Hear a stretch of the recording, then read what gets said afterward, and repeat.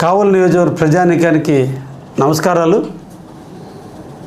రైతాంగం అంతా ఆనందంగా పంటలు పండించుకుని ఇంటికి చేరుతున్నటువంటి వేళ ఈరోజు సీఎంఆర్ ద్వారా అందరూ కూడా వడ్లు అమ్ముకునే విధంగా 48 గంటల్లో మీ నిధులు మీ అకౌంట్లో పడే విధంగా మన అభివృద్ధి ప్రదాత శ్రీ నారా చంద్రబాబు నాయుడు గారు ముందు చూపుతో చేసినటువంటి కార్యక్రమంలో భాగంగా రైతాంగం అంతా కూడా రెండో కారుకు కూడా సిద్ధం కావాలని, రెండో పంటకు కూడా నీరు ఇవ్వటానికి కావలి నియోజకవర్గంలో ఉన్నటువంటి అన్ని మండలాలకి నీరు ఇవ్వటానికి ప్రభుత్వం సిద్ధంగా ఉందని, రాబోయేటువంటి నెలలో వచ్చే నెలలో నీళ్లు మళ్ళా సోమశిల డ్యామ్ నుంచి కావలి కాలువ ద్వారా కావచ్చు, లేదంటే కనిగిరి రిజర్వాయర్ నుంచి కూడా అల్లూరు ఆ ప్రాంతానికి కూడా నీళ్ళు ఇవ్వడానికి ప్రభుత్వం సిద్ధంగా ఉందని, కాబట్టి రైతాంగం అంతా కూడా నారుమళ్ళు వేసుకోవడానికి సిద్ధం కావాలని, బయట ప్రచారాలు చేసేటువంటి అపోహలు నమ్మవద్దని, యూరియా కొరత అనేది లేకుండా చూసే బాధ్యత జిల్లా తెలుగుదేశం పార్టీ బాధ్యత తీసుకుందని, జిల్లా ప్రభుత్వ యంత్రాంగం ఇప్పటికే ఆల్రెడీ యూరియాని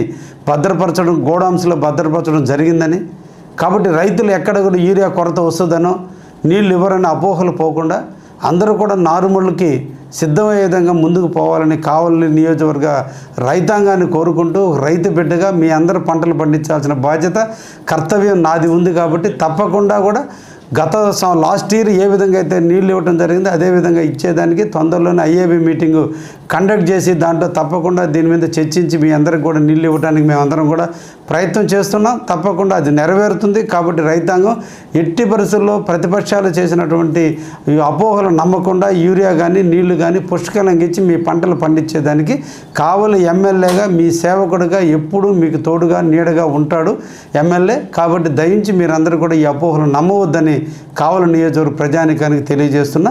అందరికీ ధన్యవాదాలు. నమస్కారం.